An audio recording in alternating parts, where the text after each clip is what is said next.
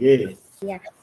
Cemas itu adalah kekhawatiran atau rasa takut yang berlebihan.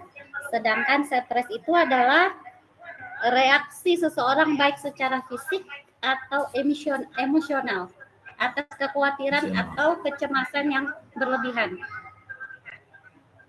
Oke, baik. Ya. Oke, terima kasih Bu Lovenia. Ya. Ya, Bapak Ibu, tadi ini ya jawabannya sudah mengarah ke benar ya. Jadi Bapak Ibu, kalau penyebab stres itu istilahnya apa? Namanya? Penyebab stres istilahnya apa? Stresor, ya, Pak. Betul. Stresor. Ya. Nah, sekarang kalau istilah ansietor itu ada tidak? Kan cemas anxiety ya, ansitas. Nah, ansietor itu enggak ada. Nah, jadi kalau kita ingin mudah memahaminya, jadi itu saja. Jadi kalau stres itu ada penyebab baik eksternal maupun internal yang disebut stresor.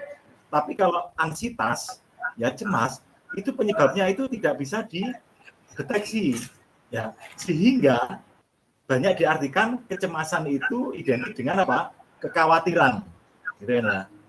Kekhawatiran, ya, ketakutan hal-hal yang belum tentu tahu penyebabnya, khawatir, ya. Jadi misalkan Bu Eni ini malam-malam, ya, jam pulang dinas jam 11 mau lewat pemakaman, gitu ya. Katanya orang-orang itu banyak kuntilanaknya, misalkan seperti itu, ya. Udah mau lewat itu sudah apa? Takut itu. Itu masuk cemas atau stres itu? Cemas, Pak. Nah, betul ya, cemas. Ya, Pak Eko ya, cemas. Karena belum tentu itu ada hantu itu. Ketakutan, kekhawatiran. Nah, itu kecemasannya, stres. Nah, sehingga Bapak Ibu, stres dan cemas ini karena sangat pentingnya nanti bisa mempengaruhi psikologis kita, sehingga ini harus diangkat di diagnosa keperawatan juga ya, dan diagnosa ansietas seperti itu. Nah, kalau stres itu sudah ada faktor eksternal maupun internalnya, ya. Nah, nanti kalau stresnya manajemen konflik kita nggak bagus, manajemen stres kita nggak bagus, naik ke tingkatan apa Pak Ibu? Ini ya, depresi ya, panik, depresi. Nah, itu nanti sudah masuk ke kejiwaan. Tapi kalau stres itu sebenarnya belum masuk ke kejiwaan ya. Sama Pak Kurniawan juga stres. Mungkin Pak Widi juga stres ini, lagi stres. Mbak Cinta, Mbak Krisna, semua stres ini ya. Cuma stresnya kadarnya beda-beda kan gitu ya.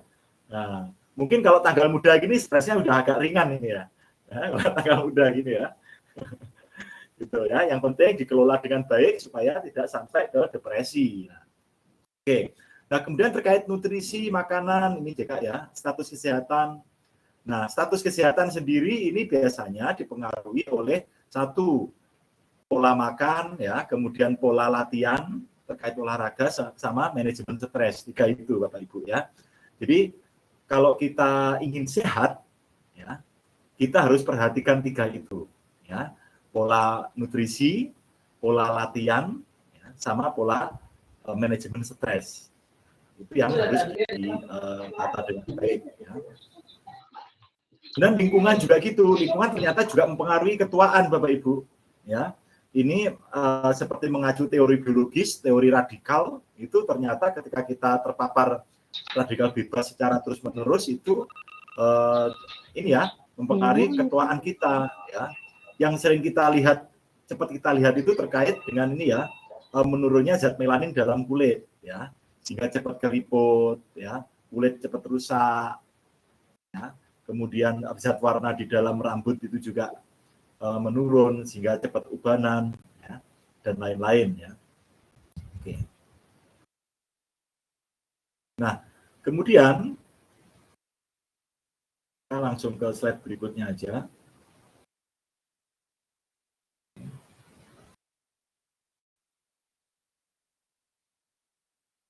Nah, coba Bapak Ibu, kita ke implikasi proses menua ya.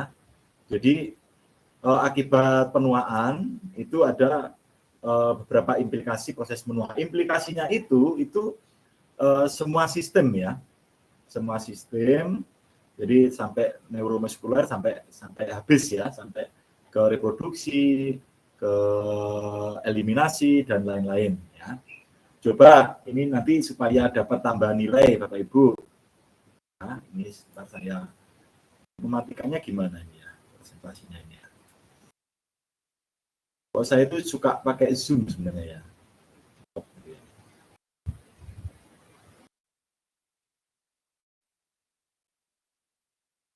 Nah, ini biar begini aja lah ya. Coba Bapak Ibu silakan ada yang komentar ya. Nanti untuk tambahan nilai. Kira-kira sebutkan implikasinya itu ke sistem apa? Ya. Apa yang terjadi di sana? Perubahannya. Gitu. Contoh, saya kasih contoh ya Bapak Ibu.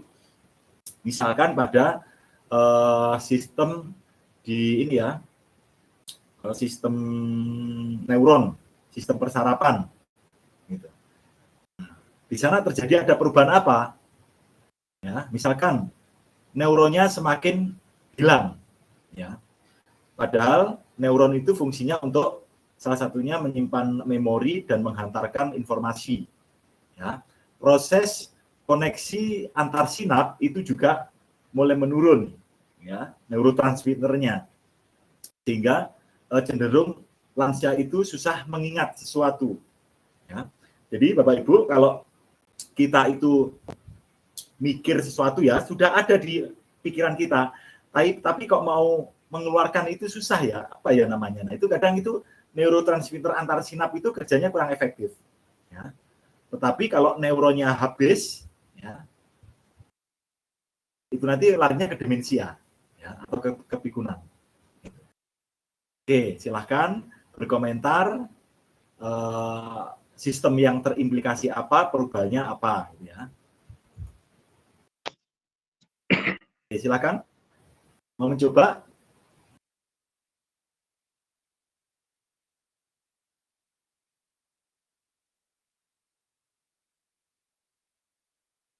Silakan Bapak Ibu, misalkan pada sistem apa terjadi perubahan apa seperti itu.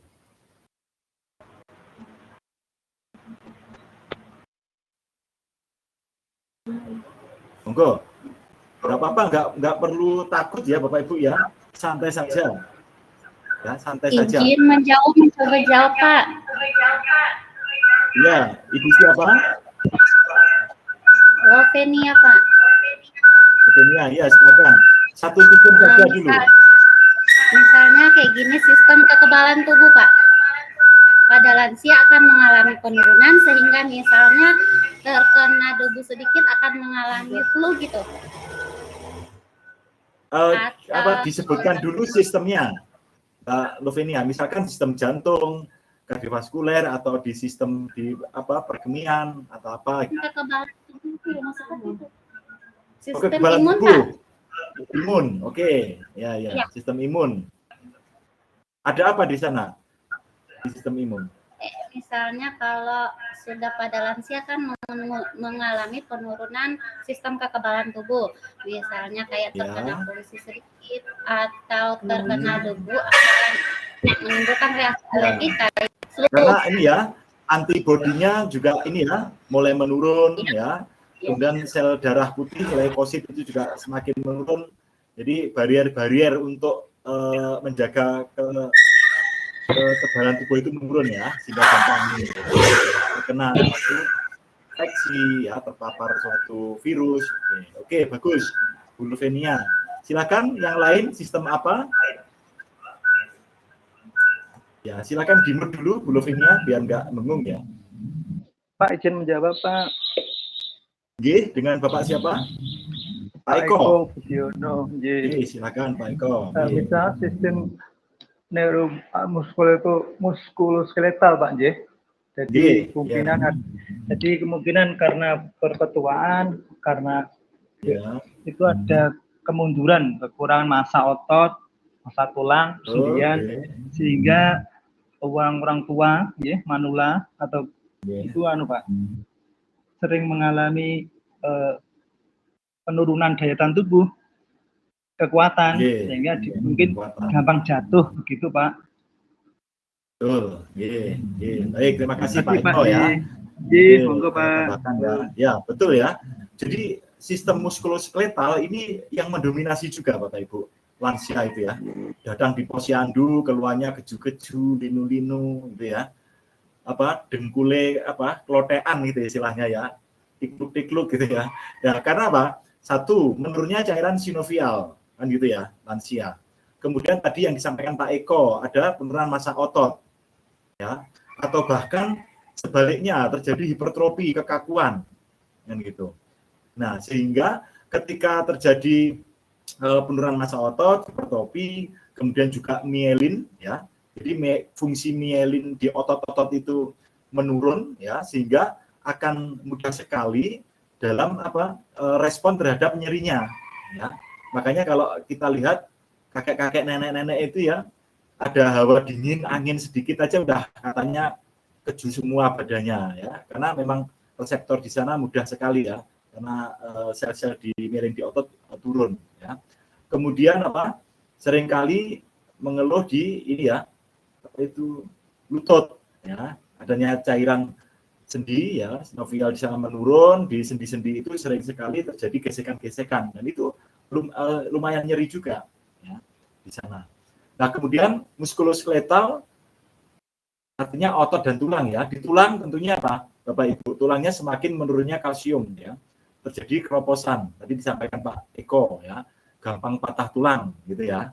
Gitu. Kalau mungkin masa muda gini gampang patah hati ya Bapak Ibu ya. Kalau udah tua itu gampang patah tulang. Gitu ya. Iya, Pak. Sehingga ini Pak Eko ya. Pak Eko mengiyakan ini ya, pengalaman kayaknya ini Pak Eko ya. Karena sudah Pak, masuk gerontologi saya. Sudah manula ini. Oke ya. Baik, ya. Nah, itu ya Bapak Ibu. Oke, tadi sudah neurologi sudah, muskulo sudah, imun sudah. Selanjutnya silakan Mbak Eni. Mbak Eni, sistem apa Mbak Eni Rahmawati? Izin menjawab Pak. Sistem integumen karena terjadinya penuaan mengakibatkan terjadinya penurunan fungsi hormon estrogen yang mengakibatkan kurangnya kolagen, akhirnya terjadilah kulit yang kurang kelembapan, cenderung kering dan terjadinya keriput. Oke, betul ya. Selanjutnya ada sistem perkemihan Pak, kurang berfungsinya. Satu aja Mbak Eni. Satu aja, terima kasih Pak. Baik, bagus ya, integumen tadi Mbak Eni sudah ini ya, sudah sangat detail ini ya, karena menurunnya estrogen ya sampai pengaruh kolagen ya. Nah, sehingga nanti Bapak Ibu ketika mulai pralansia ya, jadi WHO itu kan membagi menjadi 4 ya. Ada pralansia, lansia, kemudian lansia tua, lansia sangat tua ya. Pralansia itu mulainya usia 45. Ya, 45 sampai 59 itu pralansia. Ini saya 2 tahun lagi, 2 tahun lagi udah pralansia juga.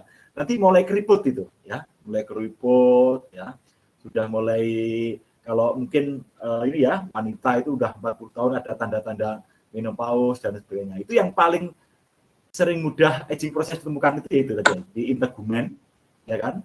Kemudian di saraf sensorik, persepsi sensorik, ya. Apalagi juga disarapin ya persarapan neuron ya, karena kita aja ini sudah gampang lupa juga ya Bapak Ibu ya. Nah, sehingga perlunya Bapak Ibu jangan hanya sering ini aja beli tabir surya ya, atau biar tetap glowing. Jadi jangan integumennya saja yang diperhatikan, tapi juga suplemen untuk neuron. Nah, itu juga penting. Suplemen untuk neuron, suplemen untuk hepar, nah seperti itu ya. Nah, oke, baik. Itu tadi sudah ya integumen. Ada lagi silakan. Monggo.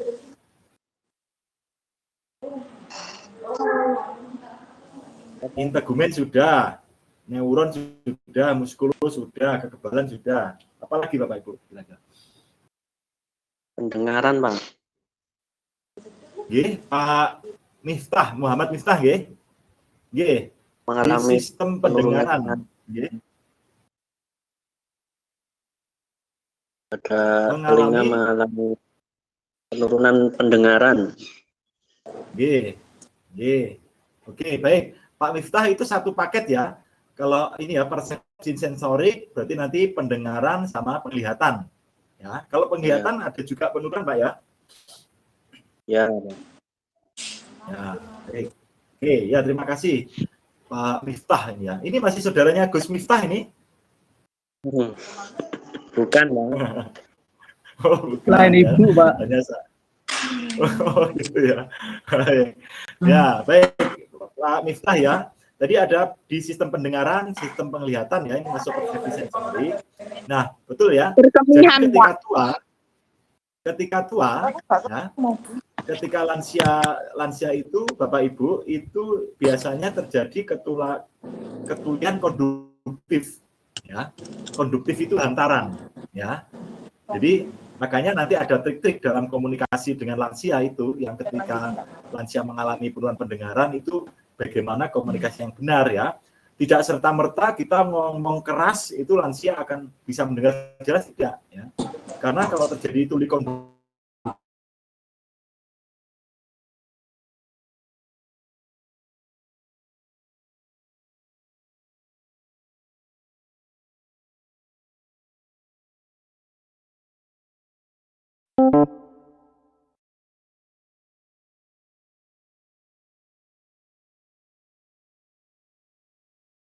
fungsi lapisan dalam mata ya, fungsi kornea, fungsi akomodasi ini akan menurun ya.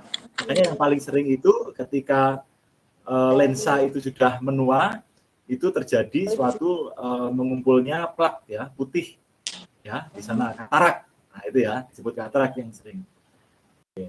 Oke. Ada lagi Bapak Ibu silakan. Nah, ini saya senang gini sambil kita ngobrol gini ya, biar nggak ngantuk.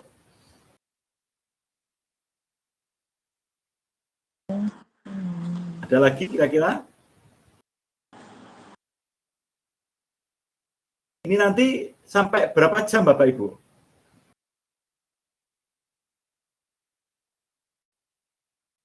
Kita kuliahnya.